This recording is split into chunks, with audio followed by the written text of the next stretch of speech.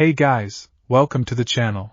As you see in the thumbnail, what if Issei was betrayed and went to another world with Ophis? Before I start, please do support for more awesome content, and subscribe my channel and like this video. Go support and follow the Triston Bacon for writing that awesome fanfic, and also make sure to comment on this story. Link in the description. Issei was on his way home back from the self-defense force base. He has longed to serve his country. His parents are proud of him, that he wants to take a career in the MRI. His family is a military one ranging from the U. Issei was on his way home back from the self-defense force base. He has longed to serve his country. His parents are proud of him, that he wants to take a career in the MRI. His family is a military one ranging from the U.S. military and the Japanese military. He's proud of his bloodline, and he hopes he can make his ancestors proud. It started to get dark. On his way to his house, the whole Gremry family is there along with Riser Serorg, Sona and her peerage, and Azazel. He doesn't know it yet, but they plan to have him a big party in celebration for him going into the military. Rias couldn't be more proud of the man she loved. He's not only a pawn for her and serving as the soldier to protect her and her peerage and family, he also wants to defend his homeland and those he considers his friends and loved ones. Surzex brought alcohol for them to celebrate. The girls decided to go up to Issei's room to prepare a surprise for him. Sagikiba, Riser, and Serorg decided to go upstairs and prepare a surprise for him too. They decided to bring a little bit of alcohol with them so they could celebrate. 2 hours pass and Issei walks on the front door of his house. His family and friends are all there welcoming him with a surprise party and to congratulate him on his exception into the self-defense force. Issei, what is all that, you guys? Goro, it's a surprise party for your son. We couldn't be more proud of you for being accepted into the self-defense force. Mickey, we are so proud of you, sweetheart. Both of his parents came over and hugged their son. Issei smiled very brightly at his parents, returning the hug. Once they let go, Surzex came over with a very proud smile. Surzex, well done, Issei. I'm so proud of you. You've accomplished your dream and following in your family's footsteps. Issei smiled at his older brother figure. The both of them gave each other a bro hug. Once they let go, Azazel came over and congratulated Issei on his success. Azazel, nice job, kiddo. You've really had outdone yourself this time. I couldn't be even more proud of you than I already am. Issei smiled at his teacher and another father figure in his life and shook hands with him. He then noticed that the girls weren't with the group, so he decided to ask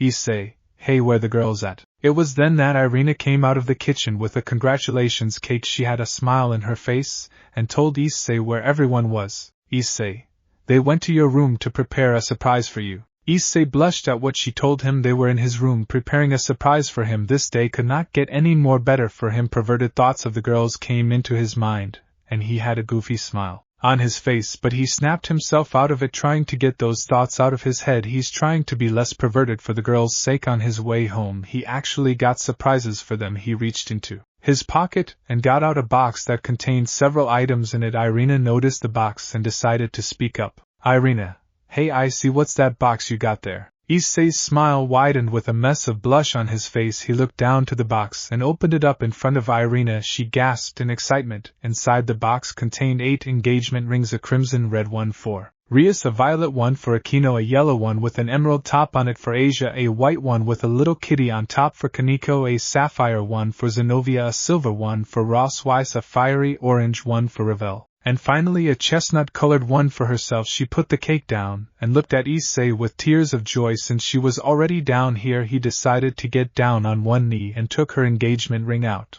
Everyone noticed this and gasped. They all gathered around with anticipation, knowing what was going on. He put the box down and looked into her eyes. Issei, since you're already down here, I guess you'll be the first one. Irene, my best childhood friend, my guardian angel, the girl who gave me my first kiss, and one of the most beautiful, purest, sweet, and innocent girls I know. Will you marry me? Irina was crying tears of joy. She nodded her head up and down, signaling that she would. Irina, yes, why Issei, I will marry you. I love you. Everyone was clapping and cheering for them. Issei got up from his kneeling position and put on her engagement ring. The two of them looked at each other in their eyes and they gave each other a passionate kiss. Goro and Mickey both came over and gave as the two of them hugged, wishing them a happy long life. Issei decided to show everyone else the engagement rings. They were all happy that he was going to propose to each of them on this very night. They wished him luck and told him the girls were waiting for him in his room. Issei's his heart was beating over a 100 miles an hour. Drake was beyond proud of his friend. He had to try to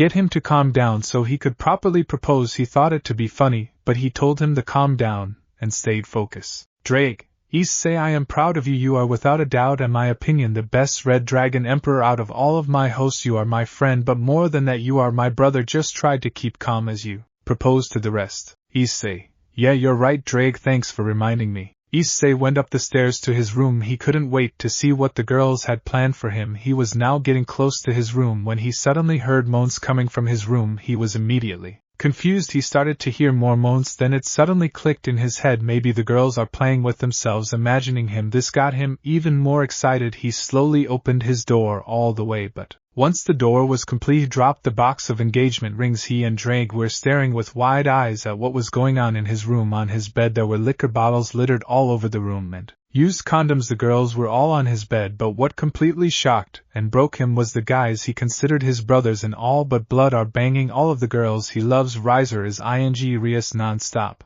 and her moans are echoing through the room. Kiba was ing Aquino from behind and ramming inside of her non-stop. Serorg is laying flat on the bed while Zenobia is riding him like a cowgirl, and Rossweiss sitting on his face moaning non-stop, and Saji is ing Kaneko while kissing Asia, and Ravel is behind him licking his back. The room reeked of alcohol. Issei's eyes are now covered by his hair. He let out a powerful burst of aura, snapping everyone out of it. They all fell down on the ground off the bed. Once they got up, all of them were rubbing their heads in a confused state. Rias, oh, my head. Riser, what the hell happened? Ravel, what happened? Serorg, huh?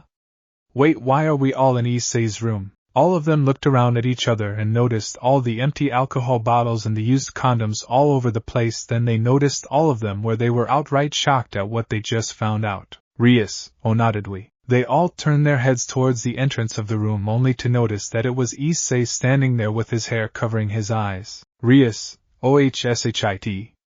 Issei, it's not what it looks like. Riser, why we ye hit some?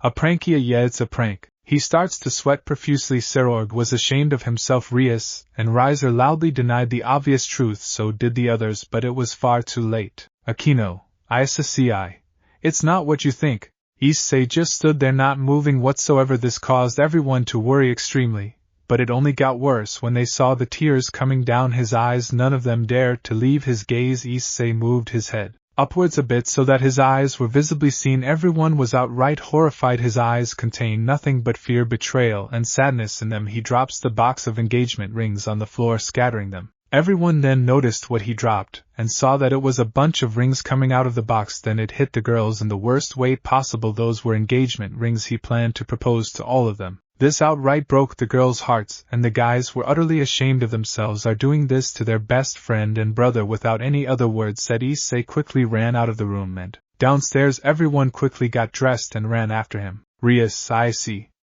Wait. Asia, I see. I'm sorry. Aquino, I see, stop please. Kaneko, I see, come back. Zenobia, I see, please wait. Rossweiss, I see, we can explain. Ravel, come back, I see, please let my explain. Everyone was wondering what was going on. Then they saw Issei running downstairs with tears in his eyes. He immediately ran out the door. Everyone was worried what was going on. Azazel then noticed that the girls were coming down trying to catch up with Issei. He immediately got in front of them and demanded to know what was going on. Azazel, everyone stopped. What is going on? What's wrong with Issei? The girls tried to get Azazel out of the way so they can go and catch up with Issei before it was too late. Rias, Azazel, get out of our way. Azazel was already taken back at the tone Rias was using. He then noticed the guys coming down with shameful faces and tears coming down their eyes. He looked back towards the girls to notice that there was tears coming on everyone's eyes. He then knew immediately something went wrong. He got very, very serious. Azazel, what the hell happened up there? The tone Azazel was using made everyone flinch. Everyone then came into the main hall wondering what was going on. Irina noticed everyone's expressions. She looked around and noticed that her fiancé wasn't with them. Irina, guys, what happened? Where's Issei? Didn't he propose to you? This makes everyone heart stop. It just made them cry even harder. Some of the girls dropped to the knees and cried into the palm of their hands. This made the guys feel even worse. Kiba decided to speak up. He went in front of everyone and got on his hands and knees and bowed. Serzex got in front of Azazel and demanded to know what happened. Serzex, someone explain. Now, Kiba flinched and was visibly shaking. He raised his head slowly and spoke. Surzex was now starting to glare, and his eyes turned crimson red. Eni has a small sphere made up of the power of destruction forming in the palm of his hand. Kiba told the Devil King standing in front of them what happened. Haley all got drunk and had with each other. Everyone gasped in horror. Now there was an even more deadly aura being released. Everyone turned to see who it was. It was not other th. Kiba told the Devil King standing in front of them what happened. Haley all got drunk and had with each other. Everyone gasped in horror. Now there was an even more deadly aura being released. Everyone turned to see who it was. It was not other than Irina. Her angel wings were now on full display. She made a light sword in her hand and pointed it directly at Rias's throat. All the wild tears were coming out of her eyes. Irina, how could you do that? Toic. Rias tried to explain herself, only for Irina to slice her cheek with her sword, shocking everyone in the room. Rias fell down on her knees, holding her cheek, looking up at the angel in front of her with wide eyes. Irina, you betrayed Issei. At this point Michael stepped in, holding her back with her struggling against him, trying to break loose to have at them. Irina, let me go. They need to pay. Michael, Irina, stop. She continued to struggle against him. After a few minutes she stops and collapsed to her knees, crying her eyes out. Issei's parents came over and tried to comfort her. It was at this point Issei's father spoke up, in a low voice filled with anger. Goro, all of you except for Irina, pack your things and get the hell out of my house. His mother was beyond heartbroken for her child. She was crying endless tears of sadness. She looked up at all the girls and gave them an angered look. Mickey, how could you all do this to my son? We took you all in as our own daughters. My son loved you all. He was going to propose to you all.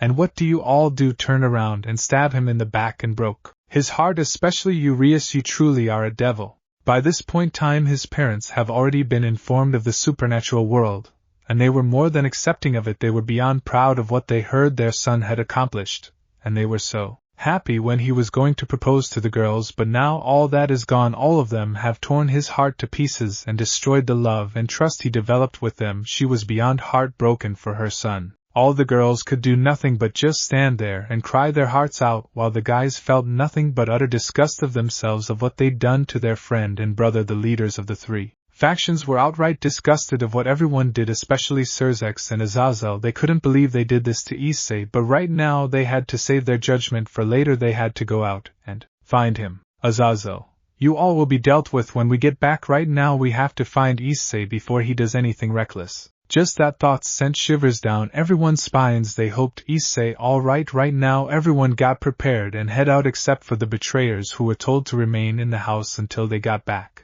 Irina was the first out the door and spread her wings and quickly flew into the air to search for her fiancé. She would make sure to stay out of sight so that no one could see her. Back with Issei, he kept running and running and running, tears going down his face. His heart ached. He couldn't believe what he saw back in his room. The girls and the guys who we thought of as best friends and loved once since were all doing it on his bed simultaneously. It was at this point that Drake spoke up and tried to get his partner to slow down and catch his breath. Drake, Issei, partner. Slow down and take a breath. Breathe, just breathe. Issei listened to his partner and slowed down. He kept breathing hysterically. It was at that moment he realized where he stopped. It was the park he was killed in on his first date. He walked over to the fountain and sat down on it. All he could do was just cry his eyes out. He couldn't believe what he just saw. How could they do this to him? His brothers, his girlfriends who he was about to propose to, they all betrayed him. This was supposed to be one of the greatest days of his life. He got accepted into the self-defense force, and he was going to propose to his girls, all of them except Irina were faithful to him. Drake was outright disgusted at what the girls and his friends who he thought of as his brothers did this to him. He just couldn't believe it. He did what to try and comfort his partner in any way he could. Drake, Issei, I'm so sorry. I just can't believe they did this, but right now we need to get you some help because the girls that betrayed you did this. You will begin to develop symptoms caused by what is known as dragon's fall.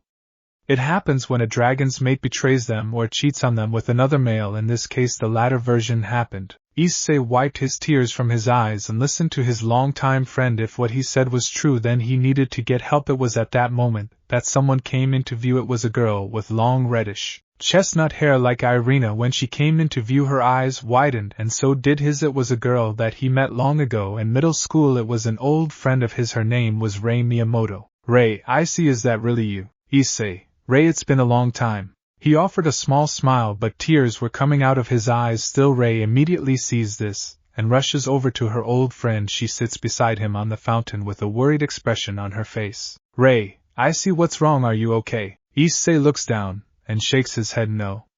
Tears were still coming out of his eyes like a waterfall, and he just kept crying and crying. Ray couldn't bear the sight of her old friend like this, so she brought his head into her breast. She remembers he used to be a little perverted when they were in middle school, but she also remembers him being so kind and protective of his friends and loved ones, including her. She still remembers the day he rescued her for a bunch of bullies that were trying to rape her. When he saw this, he came straight in and beat the living shit out of all of them, and he saved her from a traumatic experience. And because of his actions and him saving her, all those beliefs were expelled and arrested, and it's because of that experience that she developed feelings for him. If when they graduated middle school together, they had to go to separate high schools, she was sad that she didn't get to go to the same high school as he did. Eventually, over time, they lost contact with each other, that is, until now. While she saw him in this state, she rubbed the back of his head gently in a warm embrace, and did everything to comfort the man that she fell in love with. Ray, I see.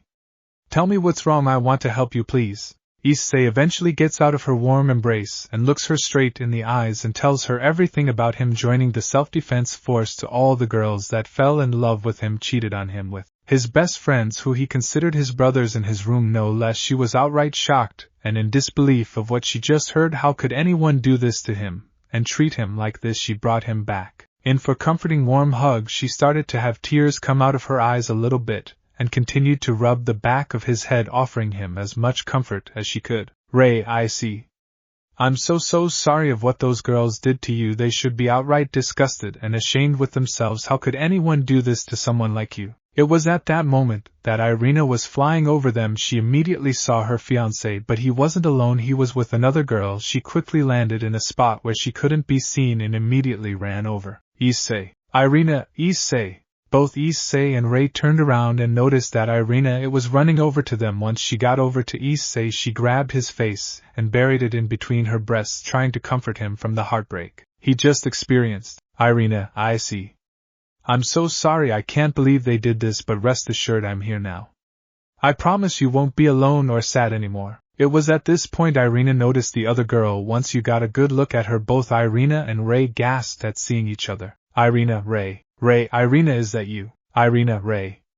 What are you doing here? It's been a long time. Ray, it has, but I thought you and your family moved to England. Irina, we did, but we came back here a year ago because we missed everybody. I guess you got too icy and helped calm him down before I did. Thank you, Ray. She offered her kind smile, and Ray gave her one in return. Issei got out of her embrace and looked at her, and gave her a small smile. He took both girls and hugged them. This shocked them for a brief moment, but quickly got over it and embraced him as well. Issei, Irina, Ray, thank you both for helping me calm down. All three of them sat there for a while on the park, catching up with each other. It was at this point that Issei told the girls that he needed to leave for a while. Both of them tried desperately to get him to stay. They were in tears when they heard him say that he couldn't, and he just had to leave for a little while, but he promised them both that he would be back, and he will be back stronger than ever. He gave both of them a kiss on the forehead, which caused both of them to blush. He turned around and walked off into the night. Irina invited Ray back to Issei's house to explain the situation further. She accepted, and both of them walked back to his house with sad expressions on their faces. They knew he needed some time to himself. And who were they to deny him the right? Back with Issei, he decided to head to the self-defense force base to see if he could spend the night. He already knew a lot of people up there, including the general himself. He's sure they wouldn't mind. Once he got to the base, he was escorted in by a soldier and led into the general's office. There was already a meeting with several soldiers going on. Once he entered the room, everybody saw Issei and gave him one smile. He was quickly seated in front of the general. General Hazama. Lieutenant Hayato, welcome back. I didn't expect to see you so soon. How are you this evening? Issei. Not good, sir. Actually, the reason why I came back is... He explained his situation to the general and everyone in the room. Once he was finished explaining, everyone was outright shocked and outraged and saddened for him. Issei proved himself to be a capable leader and a good soldier. He was very kind and loyal, so to hear about his predicament, they were truly saddened for Issei. General Hazama. I'm sorry to hear that, Issei, or should I say Red Dragon Emperor. Issei went wide-eyed at what he just called him. It was at this moment that a magic circle materialized in the room. The soldiers weren't shocked as they already knew who this was, but for Issei he was all right. Speechless at who materialized in front of him, black snakes materialized and formed a woman with such beauty. It was an older, mature woman, but he already knew this woman quite well. It was none other than Ophis. Issei, Ophis. Warehouse, how? Ophis. Issei, I saw what happened, and I'm truly sorry for you. All of them should be ashamed of themselves for what they did. As for the general and his men, it's quite simple that they know who you are. General, would you mind explaining it to him? General Hazama. Of course, Lady Ophis. Issei, look at the ring around my finger, and the rest for the fingers of the men and women in this room. Issei took a look at the ring around his finger. It was silver with dragon markings, and in the center of the ring with the crimson red jewel at the center. General Hazama. Issei, this ring we all wear around our fingers is the ring of the Order of the Red Dragon. General Hazama. Issei, this ring we all wear around our fingers is the ring of the Order of the Red Dragon. The Order of the Red Dragon dates back all the way back to World War II. During the war, a previous Red Dragon Emperor saved many soldiers from both American and Japanese units that were trapped in the Battle of Okinawa. During the battle, an American unit was under heavy fire from Japanese machine guns. However, due to the constant artillery barrages around them caused a mountain slide that trapped huge portions of both American and Japanese units. It was at this point that we learned of the supernatural. A man in crimson red armor with giant wings on his back saved both the Americans and Japanese forces that were trapped in that horrific catastrophe. He used his powers to treat the wounded and dying. He saved everyone's life, and he expressed his feelings about the war, of how it's pointless, and this endless killing will eventually destroy us. He pointed out flaws in both American and Japanese perspectives of the war. Both sides saw reasoning to this, and they were beyond thankful that he saved their lives before he left. All of them stood at attention side by side saluting the Red Dragon Emperor. It was at that point that both the Americans and the Japanese secretly founded the Order of the Red Dragon. Military units from both American and Japanese would secretly be loyal to the Red Dragon Emperor, and should he ever find the need to call upon us, we will be their weapons ready without hesitation. Over time, the Americans eventually withdrew from the order, but they would keep the secret of the Red Dragon Emperor and the supernatural to themselves. Issei couldn't believe the story he was just told. A past host of the Red Dragon Emperor rescued not only American but Japanese troops at the Battle of Okinawa during the Second World War. He just couldn't believe it, and all these soldiers here were wearing these rings and are loyal to him. He just couldn't believe it. It was at this point that Ophis spoke up. Ophis. Issei, what would you say if I were to send you to another world so that you could begin anew and heal your broken heart? Issei was flabbergasted that what he was just hearing. Ophis could send him to another world. Was that even possible? Ophis. I know what you're thinking. It sounds impossible, right? Well, nothing is impossible for the dragon gods. Long ago, both me and Great Red came to an agreement that we would temporarily agree with one another to create a whole new world. This world is one authenticity of demi-humans, elves, dwarves, men, demons, dragons, lizard men, orcs, and others. Before you came here, I was speaking with the general about the Order of the Red Dragon. If they would truly follow him anywhere, and they would agree without hesitation. When I told him of this other world, the general and his soldiers in the room agreed without any hesitation. As of right now, I've altered the memories of the entire world about what's going to happen. About half of all the entire Japanese self-defense force and their modern equipment will follow you to this new world to help it maintain peace and keep the world safe. Issei couldn't believe what he was hearing. It was at this point that his longtime friend and partner Drake decided to speak up. Drake. Issei, I think we should agree to this offer. Perhaps with this you can find love again and new people, make many new friends and allies, and help keep a new world safe from any possible threats. Issei. But what about everyone back here and at home, my parents, my friends, and Irina and Ray? Ophis.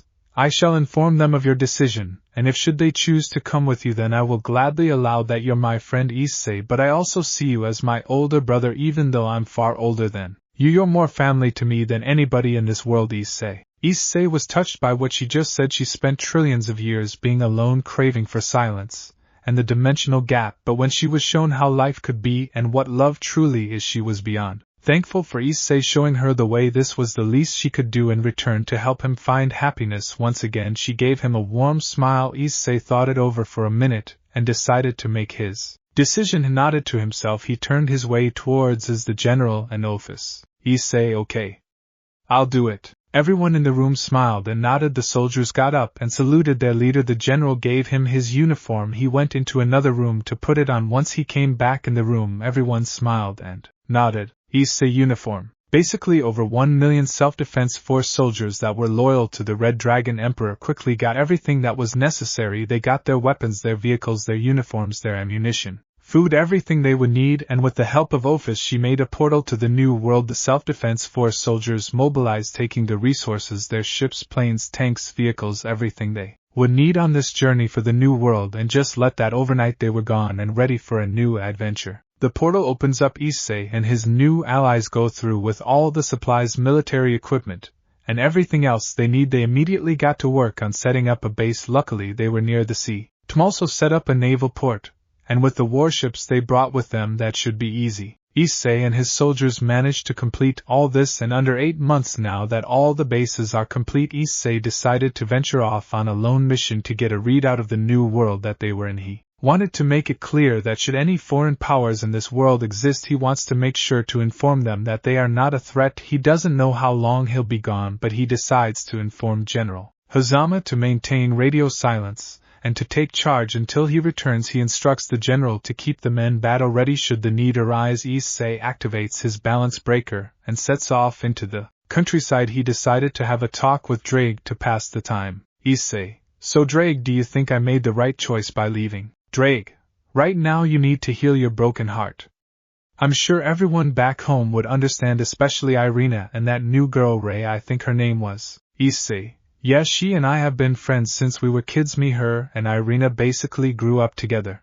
I'll admit it was nice seeing her again, even if it was only for a brief moment. I hope Mom and Dad aren't angry with me for leaving. Drake: I'm sure they would understand, partner, but right now we get to find out everything we can about this world, about the inhabitants, the wildlife, and the rulers of this world. Issei: you're right. Hey, I think I see what looks to be some kind of kingdom up ahead. Truth his word. Issei saw a village and castle in the center. He decided to keep his armor on, keeping his identity a secret. He walks through the village, of course, with his armor on. He did not go unnoticed. Everyone kept eyeing him with curiosity. Some of the children looked up with stars on their eyes. They've never seen armor like that on a night before. Some of the men felt a little intimidated by his presence. Alone, as for the women, some of them blushed a little bit, and were curious about this individual walking around the village. Issei kept looking around, trying to get any information, as he heard many of the villagers speaking in English. Luckily he knows the language as well. He remembers studying it back in high school. He finds a small group of villagers and asks them if there's any buildings in town where he can get any information. The villagers were kind enough to direct them in the direction of the Adventurers Guild in town,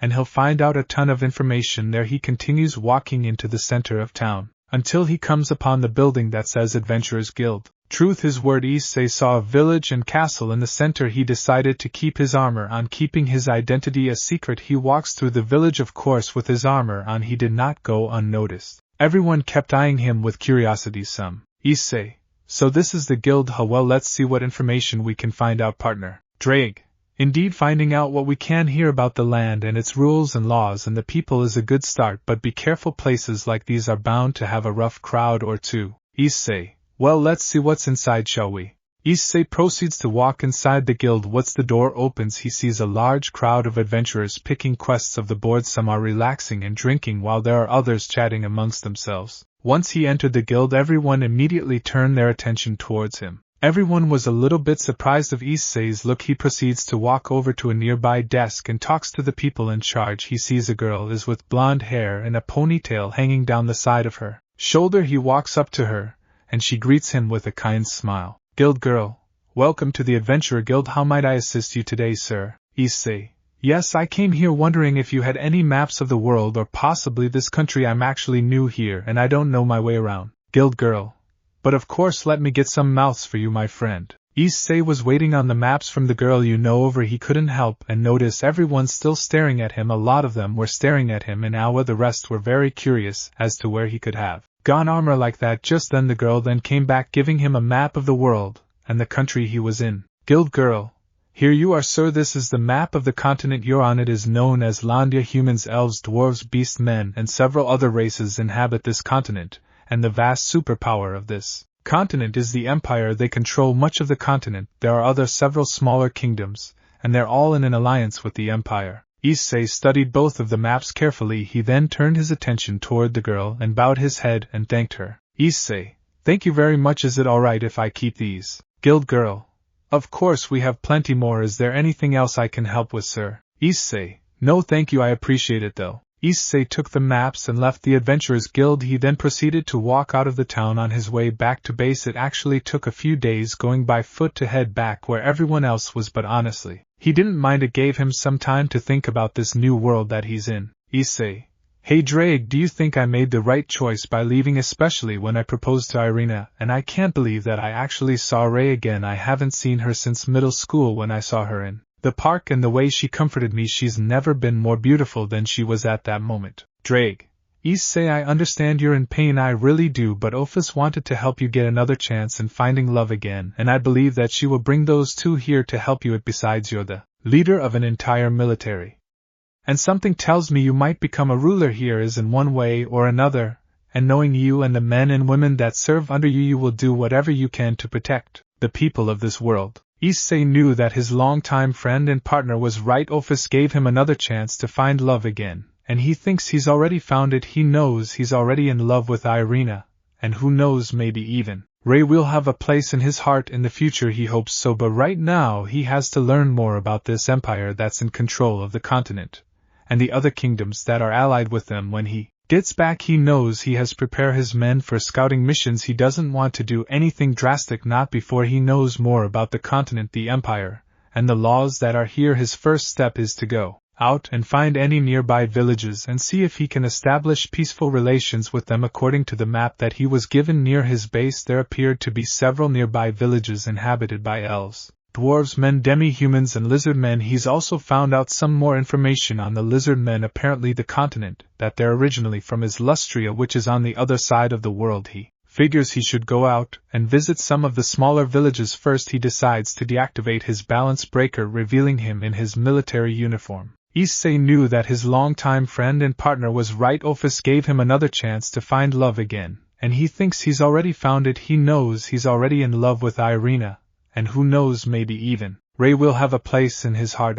He checks his weapons and ammo, making sure he has everything just in case something were to happen. After he was done checking up on his gear, weapons, and ammo, he knew he had everything and decided to continue to walk back. He figured he would have about a day before he could reach what's the base. He could call in for a chopper to help him, but he decided not to. He didn't want to show the weapons of his world to this one, not yet, for several reasons. The first one is he wants to make alliances with people he knows he can trust. The second is he doesn't want people to be afraid of them, and several other reasons as well. He continued to walk forward for about an hour, just wondering to himself what this new world was like. Just then all of a sudden he heard something from his radio. He immediately answered it. 3-1, 3-1 to Alpha. Red, you copy? Issei, this is Alpha right here, go ahead. 3-1, 3-1 here, General Issei. I think you might want to have back to base, sir. We've got some uninvited guests. Issei, understood. 3-1, I'm returning to base. Issei made his way back to the main base. When you got there, everyone was on high alert. Issei, being the leader, was informed by General Hazama, but there was a massive army of knights gathered in front of the Issei. General, what's the situation? General Hazama, my lord, our scouts spotted a massive army hidden towards our position. We've already set up artillery positions and trenches around this surrounding area. Issei, looks like our presence hasn't gone unnoticed when we entered this world. General Hazama, indeed, sir. We just finished setting up the gate that leads back to Japan when we got the incoming reports of the massive army at our doorstep. What are your orders, sir? Issei took out a pair of binoculars and saw that the enemy troops were holding their positions. He then informed the general to have the men dig into their positions and hold the line. He wanted tanks and artillery on the high ground. That way they had the advantage, and self-propelled anti-aircraft guns spread around the perimeter and keep their eyes on the sky, because he can see through the binoculars that they also have air support. The general asked if it would be best to send in their aircraft. However, Issei thought it would be better to hold them into reserve just in case. The general understood and issued out the commanding orders to the troops. Meanwhile, back on the other side in a massive tent, we see a table consisting of several knights having a meeting. One of them, being the leader of this meeting, was a man named Duran. He was a tall man, being around 6'2", wearing maroon crimson armor, and had an eye patch covering his left eye. Before he met with his fellow knights, he was riding a horse scouting. One of them being the leader of this meeting was a man named Duran. He was a tall man, being around 6'2", wearing maroon crimson armor, and had an eye patch covering his left eye before he met with his fellow knights. He was riding a horse scouting the nearby area overlooking the base that contained the JSDF. He was curious as to who these invaders were. It was that another knight, this one being a foot soldier, came riding on another horse, reporting to his lord. "Soldier, my lord, we've spotted what seems to be the enemy scouts of the high advantage point 2 hills ahead." Indeed, what the soldier was speaking was true. Issei sent scouts of ahead to survey the surrounding area and report on the knight's activities, but he ordered them to not engage unless necessary. Duran ordered his knight to leave them alone for the time being until it was time for battle. "Duran, let them be for now. I must hurry to the gathering of kings." Duran rode on his horse back to them, to their camp, which consisted of several armies composed of different kingdoms that were allied with the Empire. They were sent on ahead to test the enemy's strength in battle before Imperial forces arrived to join them. When Duran got back to the main tent, which composed of the Council of Kings, he was curious to know why the Imperial Army's commander was not coming. "Duran, why isn't the commander of the Imperial Army coming?" A soldier from the Empire arrived as a messenger to report the council of what was currently going on. "Messenger, apologies, my lords, but we're in the midst of an offensive on Alnus Hill, my lords."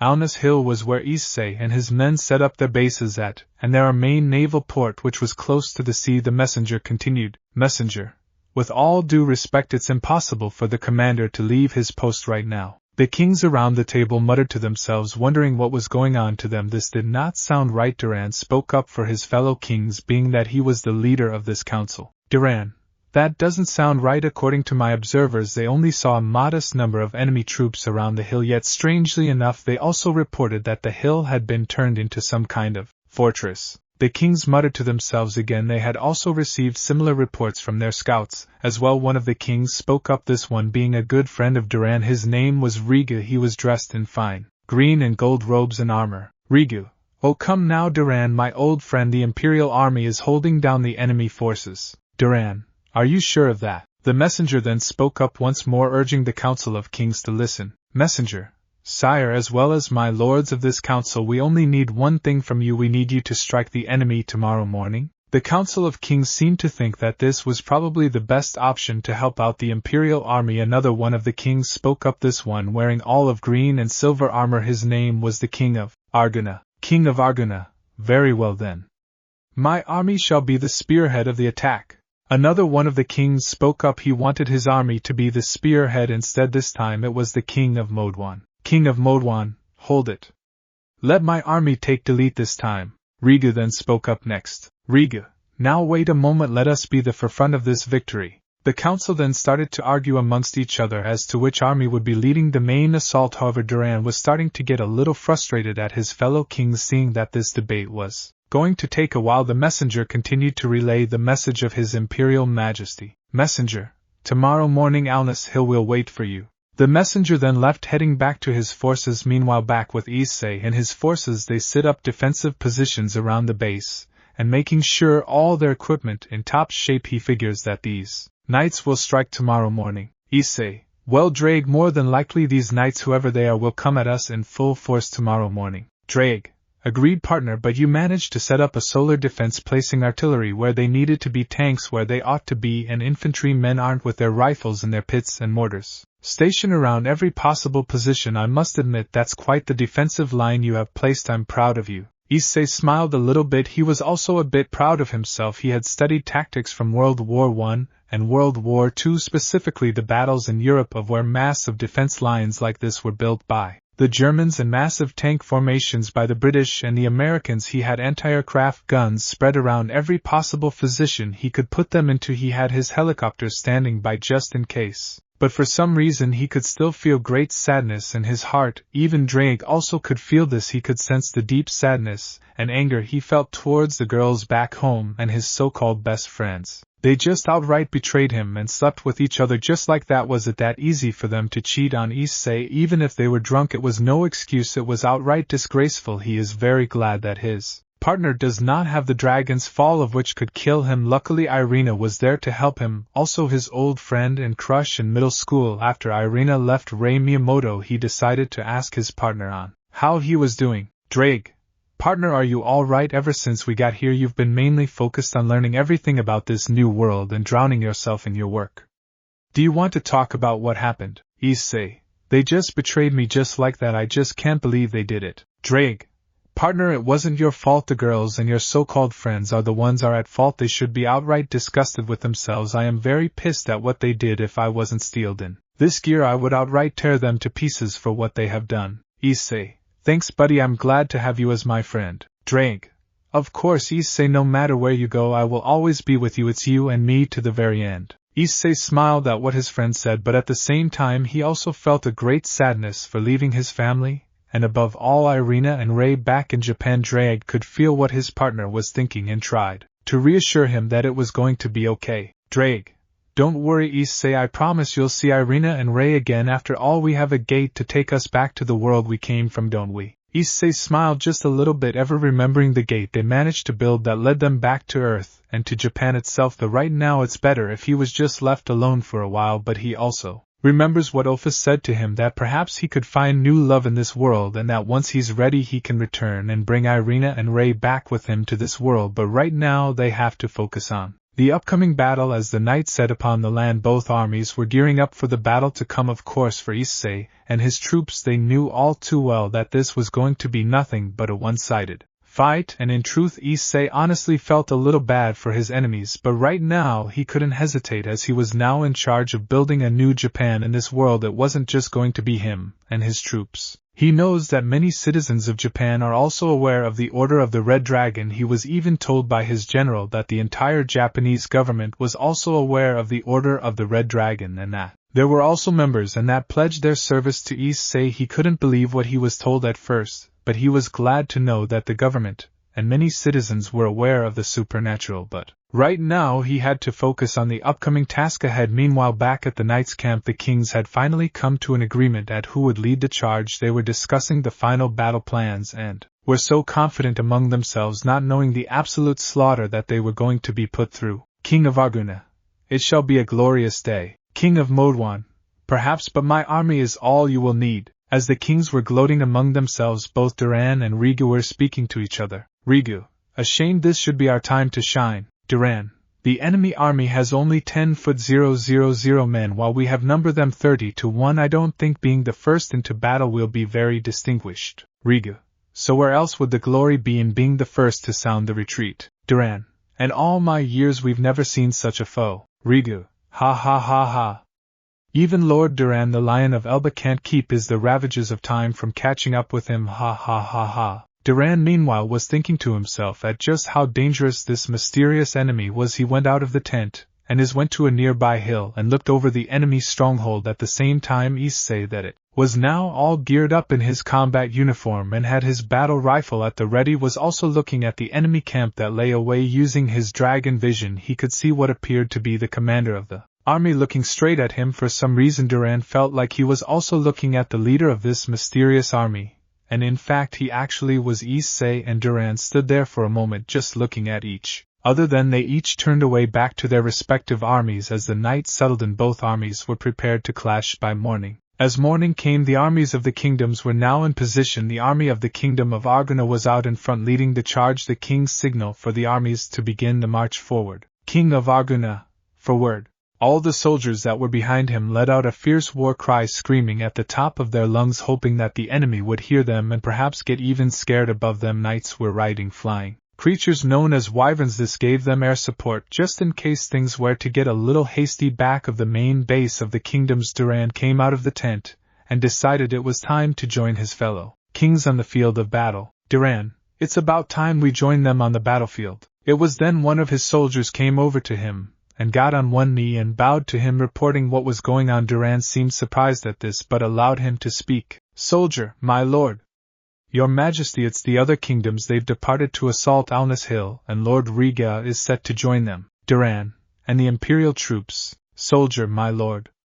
No Imperial troops, none had been sighted on the hill. Duran was outright shocked at what he just heard. Duran, what was that? Meanwhile, on the battlefield, we see Lord Riga was on his horse leading his army in their designated area, but he seemed confused at where the Imperial army was. Riga, why don't I see the Imperial army? One of the soldiers that was riding a horse came up to him, and reported, "Soldier, they're not here, sir." Rigu was now even more confused what exactly was going on here. "Rigu, that can't be." Meanwhile, on top of the hill, Issei was now looking through a pair of binoculars, and he spotted the incoming army of soldiers and knights. He zoomed out, and realized just how big this army was, but it didn't matter how large or how formidable this army was. With their modern weapons, this army stood no chance. Issei put down the binoculars and turned towards one of the soldiers. "Issei, have our artillery guns fixed on their positions and get ready to fire on my command and my command only." JSDF soldier, "Yes, sir." The soldier then went towards the artillery physicians and told them to start loading up their guns. Meanwhile, the knights continued to push onward, making the way towards the base. They were also supported by orcs, goblins, and trolls. They came across the sign that warned them that they were now entering the hazardous zone, and everything beyond this point is prohibited. Luckily for both armies, this world's main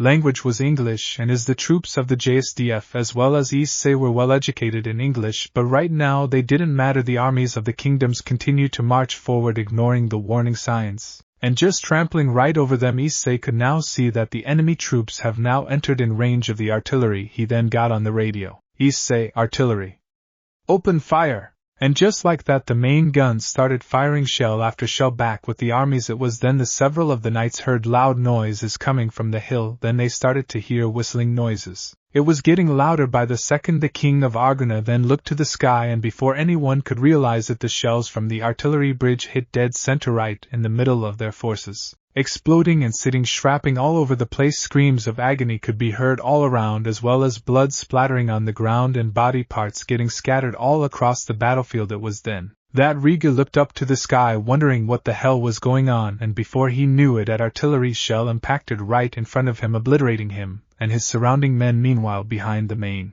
force, Duran and his troops could see the smoke coming up from the front lines. Wondering what actually was going on, they quickly rode their horses to the front lines. He was wondering what really going on. "Duran, impossible, is the hill erupting around us?" Duran and his forces immediately made their way through the smoke. Once they got through, they discovered a horrific sight that light before them. Thousands of troops lie dead, blood splatter all over the place, and body parts scattered around. Several of the soldiers were in a state of shock, and some even threw up a little bit. Everyone couldn't believe what happened, and what exactly could have done this. Was it their mysterious enemy that was responsible for this carnage? Duran, meanwhile, was just in a state of shock and confused at where his fellow kings were. "Duran, where's Argona's king? Where's the king of Mowan? Where the hell is Riga?" By the end of the first day of fighting, the Allied kingdom's first offensive results laid bare in front of Duran. Their first assault on the hill, which resulted in the loss of 10,000 of their troops. On the second day they commenced the second offensive. Issei ordered his tanks to move up and provide covering fire. The tanks began to open fire on the enemy troops, which resulted in mass casualties for the Allied kingdoms. Duran ordered his soldiers that were riding the wyverns to provide air cover. However, Issei had anticipated this, and ordered his AA guns to provide covering fire for JIS men. The AA guns began tearing the wyverns to shreds. The heavily armored knights began moving up forward with their shields and spears, but once they got in range of the mortars, Issei ordered an all-out barrage on their positions, which resulted in further heavy losses for the Allied kingdoms. The mortar shells began tearing the knights to pieces, spreading fear and dissolution among the ranks. By the end of the second day, the Allied kingdom's second offensive had gone as horribly wrong. The reports came in and approximated 40,000 more of their men had been killed in battle. This was a disaster for the Allied kingdoms. As the sun was setting in the Allied kingdoms camp, the remaining kings as well as Duran were discussing the results of the battle. One of the remaining kings spoke of, "King 1, we brought over 100,000 of our troops, but half of them are already gone, and just nearly 2 days of fighting. How can this be happening?" Around the table, only Duran and Third Kings remained of the original alliance. The remaining Third Kings were in a state of shock and panic. They just couldn't believe they had lost nearly a quarter of their army and just 2 days, but Duran had to remain strong for his remaining allies. He knew that if he gave away now there would be no hope, so he stood strong and tried to provide the courage that his fellow kings and their soldiers needed. "King 1, what is His Imperial Majesty doing, and why aren't they here?" "King 2, no, even the Imperial army is no much for this opponent. Falling back might be the only option left." "Duran, retreat is not an option that's open to us, gentlemen." "King 2, what?" "Duran, for the realm we must strike back." "King 1, Lord Duran, We have neither the men nor the materials. Duran then came up with an idea. This might be their only option left to launch a sneak attack. Duran, a night raid might give us the advantage. The new moon is tonight. If we take advantage of the dark and common from the side of the hill blocking out the stairs slowly and quickly, we should be able to make our approach. It was then decided, and the troops gathered that night, marching on the hill on the side of their flank. So far everything was going according to plan. However, some of the troops were a little skeptical, but their captains tried to reassure them to keep pushing forward. Knight Captain, don't shuffle about, be quiet and pick up your feet. This seemed to work for just a little bit. They continued into march forward in the dynamite. However, they were approaching the trench lines. Issei was staying low and made his way towards the trenches with a few of his troops. He went to sport the soldiers he stationed there. All of them had night vision goggles attached to their helmets. Issei honestly didn't need them. Thanks to his dragon vision, he could see well on the dark, but he wanted to be there for his men and decided to lead from the front, and by example one of the soldiers turned towards Issei and was awaiting orders. JSDF soldier, sir, what are your orders? Issei, get ready to switch off your night vision. Boys, prep the flyers and ready your guns. Don't fire until I give the word. JSDF soldiers, yes sir. Issei then motioned for some of the soldiers to launch the flares. Issei, now. Several of the men immediately launched the flares into the dead of night, lighting up the area around them. Meanwhile, back with the knights, the soldiers were immediately caught off guard and surprised by the flares, lighting up their entire area, which immediately gave away their position. Duran, who was leading from the front, was caught off guard and surprised. Duran, where is that coming from? Seeing that their position was now revealed and that their ability of surprise had been lost, Duran ordered his men to rush forward. Duran, HHNO. All troops forward. Duran led the charge himself, riding his horse to the very front of his forces. Duran, keep moving, take the fight to them. Once the flares went out, darkness immediately developed the area once again, but Issei got on the radio and ordered his tanks to fire a single barrage at where they saw the enemy. Issei, this is 3-1 here to tank lead, do you copy? Tank lead to 3-1, we read you. Issei, tank lead, order your tanks to fire one round at the enemy position, over. Tank lead to 3-1, roger that. All thanks, prepare fire mission, one round at the enemy lines. Once that was said, all the tanks that were lined up immediately fired one round each at the enemy position. The rounds hit their target, taking out hundreds of soldiers at once. Their cries and screams could be heard in the night. Duran, well, still determined to take the fight to Issei and his forces. Issei could see through his night objects that the man on the lead horse that was out in front must be their commander. He had to admit he honestly respected him a little bit to charge straight first into gunfire. Normally this would be a foolish thing, but the people of this world didn't know the fire power of the new country of Japan yet, so he honestly had to admit this man had the guts. Duran, meanwhile, was still riding his horse straight towards the trenches that Issei and his men had taken position at. He was still trying to encourage his men to charge straight forward. Duran, keep moving. Push forward, don't stop, move, follow me. Duran kept riding forward. However, before he can make it toward Issei and his men that were in the trenches, he ran into barbed wire that Issei and his men had set up around the perimeter the day before. Once his horse hit the wire, the horse immediately stopped and sent Duran flying on the other side and impacting the ground. Several of the knights saw this and rushed forward to help their lord. Knight Soldier 1, my lord, let us help you. Knight Soldier 2, everyone gather around the king, form a shield wall now. The knights did as they were told and formed a wall around their lord, protecting him. It was then that another round of flares went off and illuminated the area, revealing their positions. However, what none of the knights realized was that they were now in firing range of Issei and his men. As the knights were helping Duran, he then suddenly realized that they were now in a trap and tried to order his men to get out of there with their lives. Duran, get out, everyone get out! But it was too late. Issei saw that they were now in range. He readied his rifle and told his soldiers to immediately open fire. Issei, fire! Issei and his men, armed with their assault rifles, opened fire on the knights. Hundreds of bullets immediately struck the shield wall, piercing right through and killing the knights instantly all around him. Duran saw that his men were falling one by one. Their screams of agony and torment could be heard all across the battlefield as they got gunned down. For Duran, everything just went in slow motion as he saw his most loyal soldiers get brutally killed by whatever magic he considered this was. It was in that moment that one of the bullets rigged shade off his helmet, and that immediately brought him back to reality. Issei was manning his machine gun and firing at the enemy, as did the other soldiers that were under his command. They fired on them with everything that had, unloading bullet after bullet into the knight's ranks, gunning them down. One by one, motors immediately began firing on their positions, as well explosions and bullets raining all around. Knights sent them into panic, wondering what the hell was going on. They were losing so many men. All around them they could see their comrades being blown to pieces and killed by mysterious means. Duran just walked forward and couldn't believe what he was witnessing. All around him he saw that the dead and dying littered the battlefield, as well as screams of pain and agony could be heard. He immediately came to a stop and found a bow and arrow. He took the bow and reeved the arrow and aimed it. Duran, damn you all to hell! He fired the arrow, but he knew it was pointless as gunfire continued to rain all around him. He now realized that there was no hope of fighting this new enemy. He started to laugh like a madman, realizing that this might be the end. Duran, how could you? What did we do to deserve this? Ha ha ha ha ha ha ha ha ha ha. However, as he was laughing, he fell to realize that a mortar shell had been launched straight into his position. When it impacted the ground, a massive explosion enveloped Duran, which caused him to lose both his right arm and leg.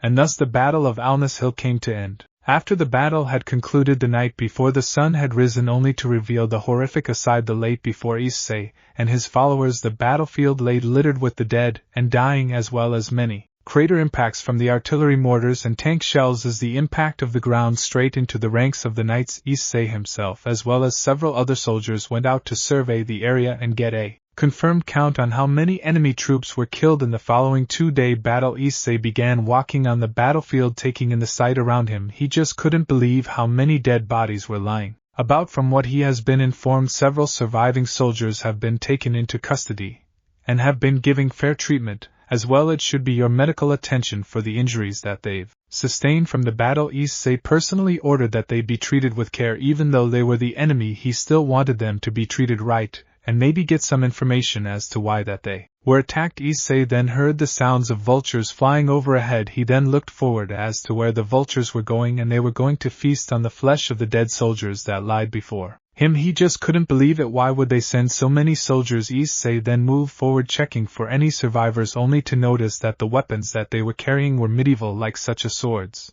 spears, shields, and bows. To him, this wasn't a battle, this was nothing but a massacre. Issei held the broken spear in his arm and clenched it tightly. He wondered just what kind of country were they going to face. But deep down he felt regret. Even though the people of this world don't know of modern weaponry, he was still somewhat sad at the deaths of his enemies. One of the soldiers that was under his command that came out to survey the area with him stood at attention and saluted. Issei returned the salute and told him to proceed with the report. Issei, at ease. Karada was a sergeant in the self-defense force and was also over a member of the Order of the Red Dragon. He was also one of Issei's good friends that he went through basic training with. Karada, yes sir.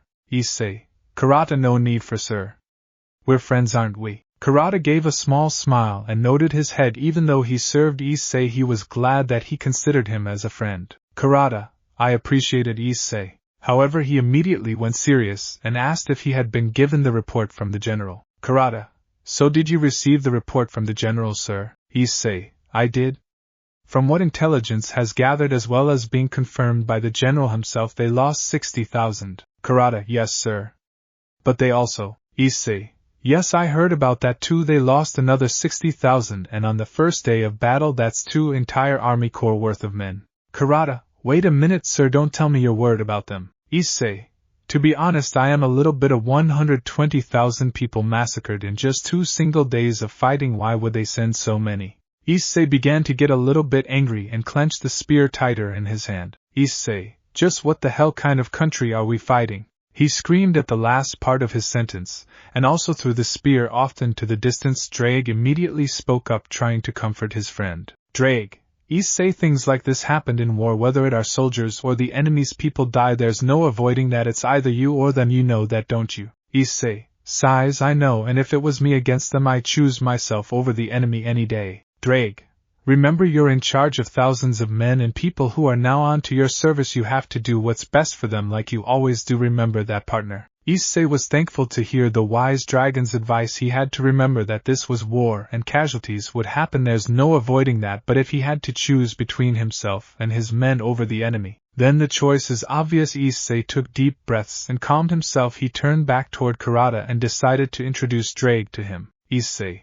Kurata, as you're well aware, this is the Welsh dragon, the Red Dragon Emperor Drake. Issei said with pride in his voice. He could tell that Drake was smirking and it was glad to be introduced with pride. Kurata was honored to meet the Red Dragon Emperor, and bowed out of respect. Kurata, it's an honor to be in the presence of the Red Dragon Emperor. Drake, it is a pleasure to meet you, Sergeant. Remember, you have a duty to fulfill. Make sure to serve Issei well in the days to come. Kurata immediately stood at attention and saluted the Red Dragon Emperor. Kurata, sir, I will serve Issei until my dying breath. Meanwhile, back in the imperial capital of Sadera, in the Imperial Senate, a meeting was taking place in the throne room discussing the recent battle of Alnus Hill. This man was named Senator Marcus. In the Imperial Senate, a meeting was taking place in the throne room discussing the recent battle of Alnus Hill. This man was named Senator Marcus. Marcus, Your Imperial Majesty, the damage sustained of the Allied Kingdom's forces is expected to reach over 100,000 dead and injured. However, there are also reports that some were also taken captive as prisoners. The defeated armies have no officers remaining and were making their way back home on their own.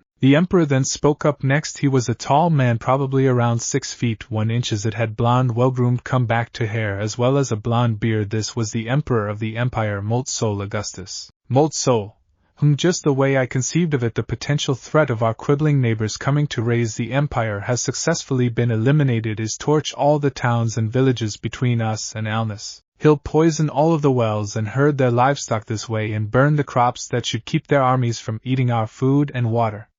Then we can plan a counterattack of our own. But I also wonder, with a foe as strong as this, is it possible to make peace with them? If I remember correctly, the reports say that the leader of this army of men in green was led by a man in red armor that appeared to be dragging like. Am I correct? Marcus, Your Majesty, there were confirmed reports of a man in red crimson armor constantly shifting from the green uniform that they were wearing to him wearing some kind of crimson-like dragon-looking armor on the battlefield. There are confirmed reports saying that he was their leader. Moltsol, interesting. Marcus, Your Majesty, regarding the scorched earth policy, that even not ordered, that causes me worry about the tax revenue decrease and inside secession. Moltsol, what do you mean? Marcus, well, there's a problem, Your Majesty. A movement is forming behind Marquis Castle to replace you at the head of the Senate, sire. Moltsol, ha! Imagine how much service I'll get from the sun when I expose this travesty. Let the private council know I'll be needing their services right away. It was then that the doors to the throne room opened and in came a beautiful young woman with crimson-red hair wearing knight armor. This young woman was the princess of the empire, Princess Pina Colada. Pina, Your Majesty. Pina came marching forward with a very serious look in her eye. Her father knew this all too well and decided to listen to what his daughter to say. Moltsol, my darling daughter, what can I do for you, my dear? Pina, it's about Alnus, of course. Marcus, Pina, it is my understanding we are soundly defeated at Alnus Hill. All the armies of all of our subordinate nations were routed on Alnus Hill just a few days later. What is Your Majesty doing in response to this situation? Marcus spoke up for his Imperial Majesty, trying to reassure the princess that everything was under control. Marcus, obviously we are aiming to regather our forces and create a plan of Pina, create a plan. The enemy is on our doorstep. We must move now. The Emperor spoke of trying to calm his daughter. Moltsol, Pina, my dear, you're right, you're absolutely correct. However, the issue at hand is that unfortunately we do not know much about the enemy forces occupying the hill. Sighs, Marcus, I would like a word with my daughter alone in private, please. Marcus bowed to the Emperor and excused himself. The Emperor got up from his throne and went towards his daughter. He put his right arm around her and ushered her to stand with him at the window overlooking the view of the capital. Moltsol, Pina, you are correct. Why don't we try this? Take all of your knights from the Order of the Rose and scout the situation for us. But before you do you remember the tales I used to tell you as a child of how the dragon goddess Ophis created this world and gave life to everything as we know it? Pina was curious to what her father was talking about, but she remembered the stories and the legends she recounted from her childhood. Pina, of course I do, father, but what does it have to do with the situation right now? Moltsol, do you also remember the legends? Tales of a man in crimson dragon-like armor coming to this world, leading armies otherworldly to us, wielding weapons that we have never seen before, not of this world. Anyway, and then he would come and bring the world to peace. Pina nodded her head, remembering the legend of the Crimson Hero that would one day come and save the world from war as they know it, but she was curious as to where her father was going with this. Pina, I remember, father, but why are you bringing this up now? Mold soul.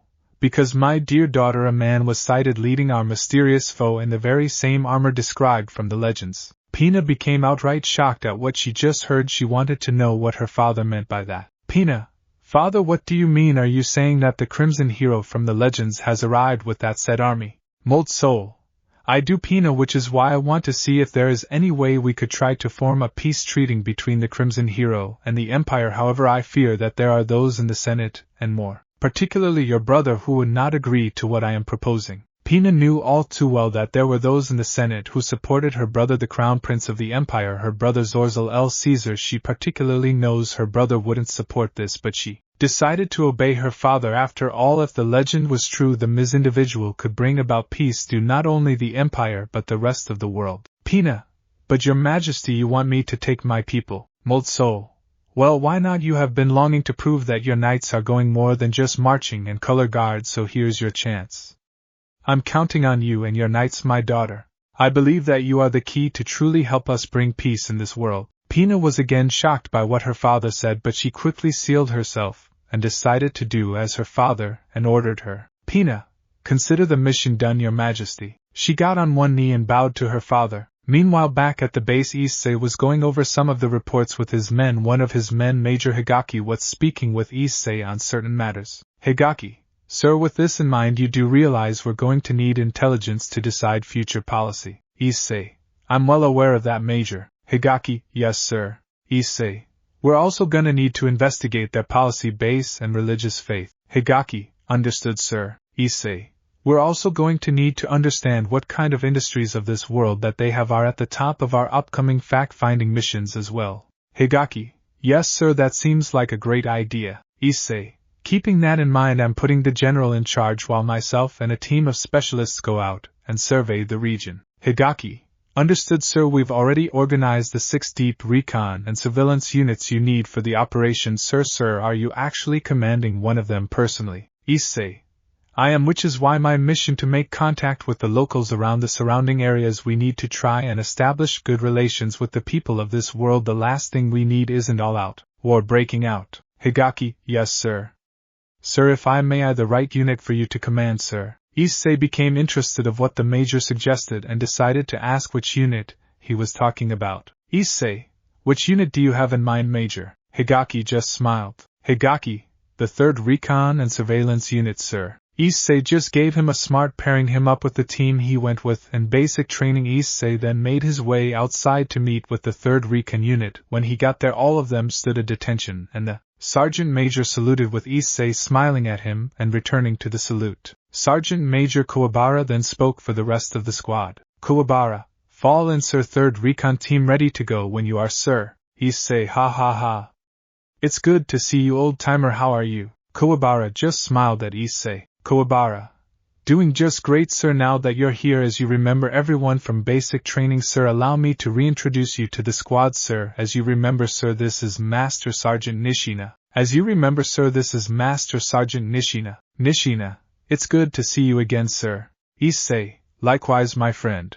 The Sergeant Major then introduced everyone else. Kuwabara, and I'm sure you know this one all too well, Sergeant First Class Tomita. Tonya, it's good to see you again, sir. Issei, ha ha ha, come on, number that's sir business, remember. The two just smiled and laughed. Kuwabara continued with the introductions. Kuwabara, of course you remember Sergeant First Class Kurikoa. Kurikoa, it's good to see you again, Issei, sir.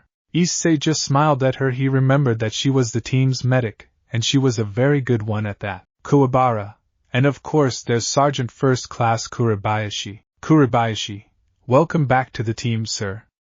It's really good to see you again, Issei, she said while smiling. Issei just smiled back and the two of them fist bump. Issei and Kuribayashi are really good friends, even though he is her leader, and she is but a soldier in the service of the Red Dragon Emperor. He considers her a really close friend and a great ally to have on his side. Issei, it's great to see you again, Kuribayashi. I'm honored to have you under my command, and I'd be proud to fight by your side anytime, anywhere. Kuribayashi, Come on, sir, you know me, it's an honor to serve you. That being said, you give me a target, and I'll be sure to take it out plain and simple, she said with a grin on her face. Issei just close desires while smiling and shook his head. He knows her all too well. She's far too eager for battle, but she's a great soldier nonetheless. Issei then turned his attention back towards the sergeant major. Kuwabara, of course you know Sergeant Kurata. Kurata, good to see you again, sir. Issei, you too, Kurata. The two of them saluted each other, as they smiled at one another. Kuwabara then introduced everyone else such as Sergeant Azuma, Private Tozu, Private Katsumoto, Private Sasagawa, Private Furuta and Private Higashi. Issei was glad to get reintroduced to this team. They quickly caught up with each other after the introductions were over, with Issei give the order for them to mount up and move out.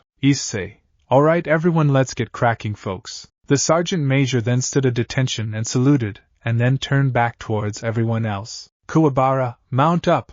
Everyone then proceeded to get into the vehi. The vehicles they had assembled were one Mitsubishi Type 73 light truck, one Komatsu LAV, and one Toyota high mobility vehicle. The small convoy vehicles then made their way towards the entrance of the base. The JSDF soldiers were standing guard. Once they were making their way out, the soldiers then saluted, with Issei returning the salute. As they made their way out of the B, the small convoy vehicles then made their way towards the entrance of the base. The JSDF soldiers were standing guard. Once they were making their way out, the soldiers then saluted, with Issei returning the salute. As they made their way out of the base, the small convoy continued on the road for a while. Issei and a few of his men were in the lead vehicle. He was looking over a map that was made from the reconnaissance that they have gathered. However, some of his men noticed his sad and his hurt expression on his face as he was looking over the map. Kurata, who was driving at the time, decided to ask if he was all right. Kurata, sir, I know it may not be my place to ask, but are you okay? Issei snapped out of his train of thought, then noticed everyone looking at him with worried expressions. Everyone in the entire army knows of what happened to their leader, especially with the girls. They couldn't believe that they will outright betray him like that, and with his best friends no less. Issei, oh yeah, I'm fine.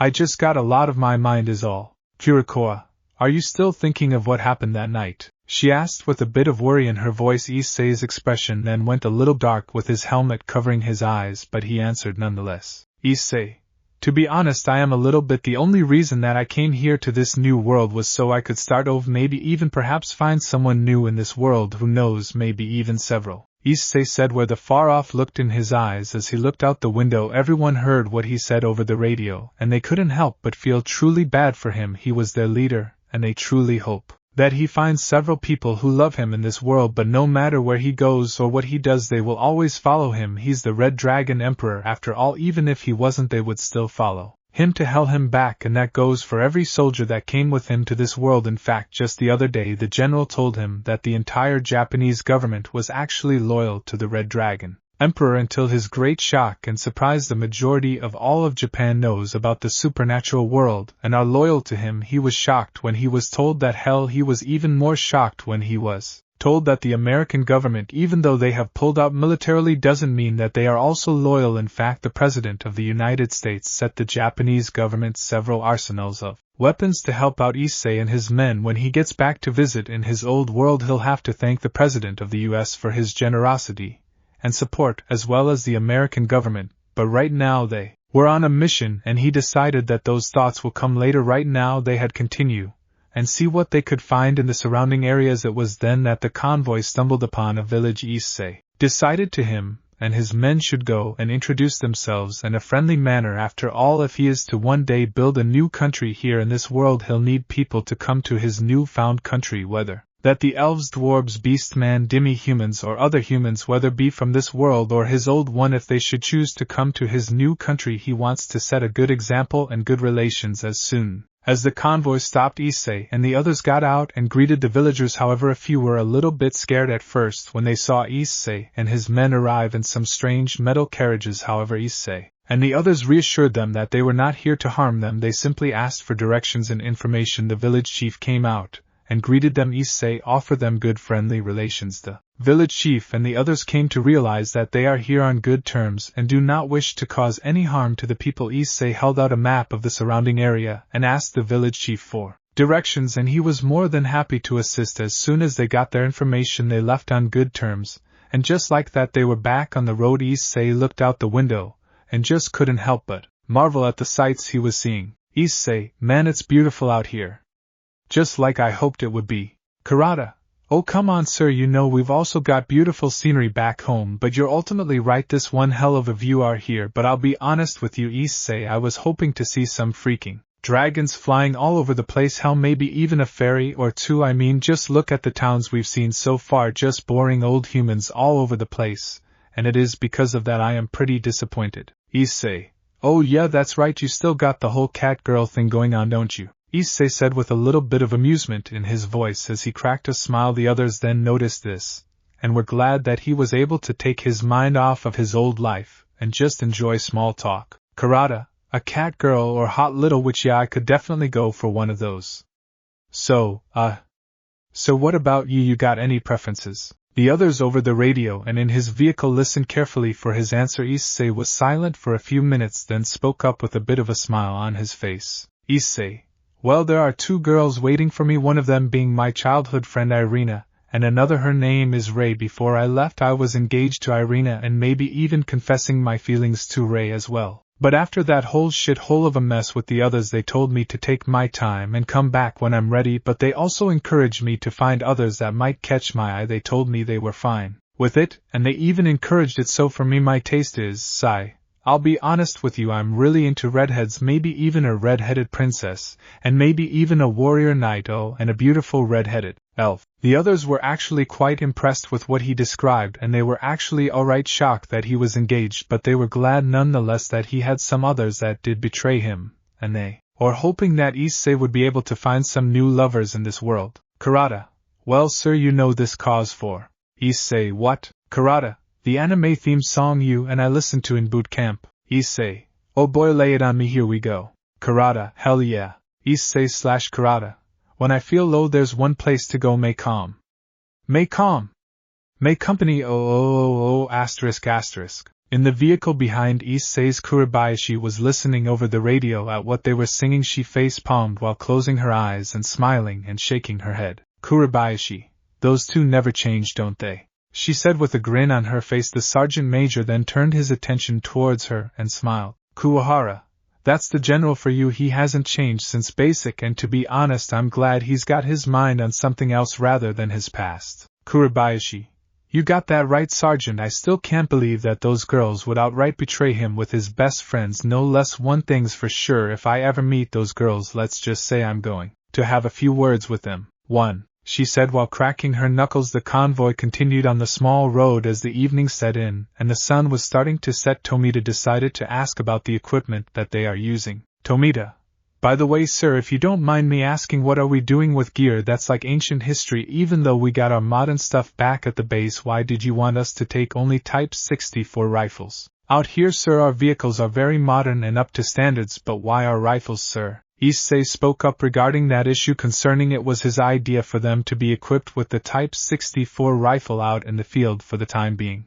Issei, the reason why I ordered for our unit to take the Type 64 for the time being was because it's more than enough firepower against any enemies right now. I mean just look at the damage at the Battle of Alnus Hill. Half of our men were equipped with the Type 64, and they did quick work to the enemy when they got into close range. Tomita, so basically sir, the weapons we have right now are more than effective. Even though our modern stuff is back at the base, what we have right now in the field is just as effective. Issei, correct, until we know who our enemies are here in this world. I rather we save those type of weapons and equipment for when the time is right, if we ever go to war with a leading superpower in this world. Tomita saw the reasoning at what Issei was saying. Even though they have older battle rifles, it's just as effective as any other gun that they have in their arsenal, and when the time is right, if we ever go to war with the wrong nation, they'll be more than prepared for the occasion. Sergeant Major Kuwabara spoke up over the radio, backing up his general. Kuwabara, the general is right, we're just bringing along what we need for the time being. Kurata, according to the directions we were given by the chief of the village earlier, there ought to be a small river coming up here in a little bit. All right, follow along the banks for a while, and we should get a pretty good look at the forest that they were telling us about.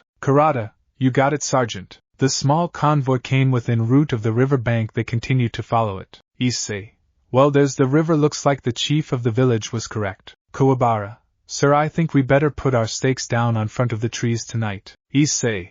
That sounds good to me, Sergeant. Kurata. So we're going in right, no need to stop. Issei. Well, think about it, if we just plow right in there then we're going to have to set up somewhere deep in the forest, and if we do that, we could present a risk to any settlements and villages that are in there, and the last thing I want a case of mistaken identity as invaders. Remember, we're the self-defense force that cares. We don't attack unless threatened, and we help the people whether they be from back home or in this world. Our job is to protect the weight of life and defend those who can't defend themselves, not attack and kill outright. Understood? Everyone? Yes, sir. Issei. And remember, we're here to build friendly relationships with everyone and as many people as we can. I say the more allies we have the better, and we can tell who's friend from foe. The last thing we want to do is go to war with the wrong country. Understood? Kurata. Understood, General Ha.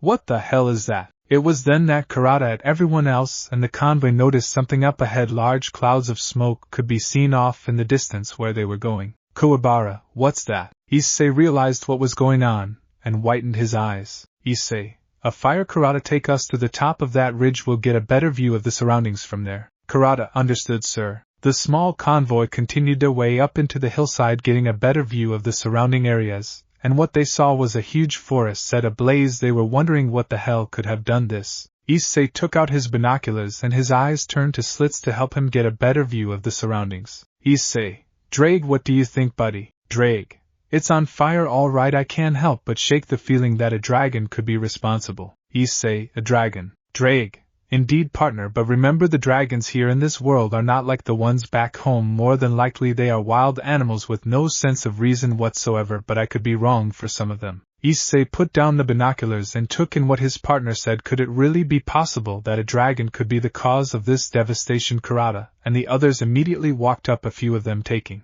up their binoculars, surveying the area. Kurata. Yup, it's on fire, all right. Issei. Yeah, and it's really big. I don't want to alarm anyone, but Drake and I think that it's quite possible that a dragon might be responsible for this devastation. Everyone immediately turned to him and were shocked. Higashi, you really think that the dragon could be responsible for this, sir? Issei. More than likely. Kuwabara. Sir, you gotta see this. Issei took out his binoculars again, and looking through them he immediately saw what was the cause of this devastation, and indeed it was a dragon, a very big one of that, and it was crimson red. Issei. Holy crap! Off in the distance the mighty dragon let out a fierce and terrifying roar as it opened its mouth, revealing as razor-sharp teeth, and shooting out a blazing inferno, setting fire to the surrounding area. Kuwabara. That thing's like Ghidorah with only one neck. Issei. You really are classic, aren't you, Sergeant Major? Just then Sergeant Kuribayashi came up to Issei, start at attention, and saluted. Kuribayashi, General. What are your orders, sir? Issei immediately began thinking on what they should do. It was then that they heard another loud roar coming from the flame dragon. Off in the distance they saw that the dragon was starting to fly in their direction. Everyone immediately readied their weapons just in case. However, the mighty dragon flew over them. Not seeing them, it continued to fly into direction it was heading. Issei. Everyone stand down, it's bugging out. Issei then immediately came to a realization, and he turned his attention back towards where the blaze was. Issei. It makes me think, why in the hell would a dragon just burn down an entire force with nothing else around? Everyone looked at him in confusion for a second, then Sergeant Kuribayashi spoke up. Kuribayashi. Well, General, I guess it will be a long shot to ask our new dragon friend what exactly was doing all the way out here. Issei started to get a little bit angry, not at the sergeant, but he then remembered what the village chief told him back. There was a settlement of elves living in this area of the forest. Everyone noticed that. Issei was starting to get a little pissed off, and the sergeant major decided to ask if he was all right. Kuwabara. Issei. Are you okay, sir? Issei. They told us back at the village. Everyone became confused at what he was talking about, but they listened nonetheless. Issei. There's a small settlement of elves inside that forest. Everyone immediately became shocked and remembered what they were told. Kurata. Holy shit! Issei. Sergeant Major informed command that we're going to be out a little bit longer than anticipated and tell them of the situation at hand. Kuwabara then saluted Issei. Kuwabara. Yes, sir. The sergeant major then walked off to the lead vehicle and got on the radio and informed command of what was going on. Issei. Alright, everyone, mounted up, we're moving out. Thanks for watching this video. You really enjoy this video. Like, subscribe, and comment down below, and turn on that bell notification. Don't forget to support and follow Triston Bacon for writing that awesome fanfic, and also make sure to comment on this story, link in the description. See you in the next video. Goodbye.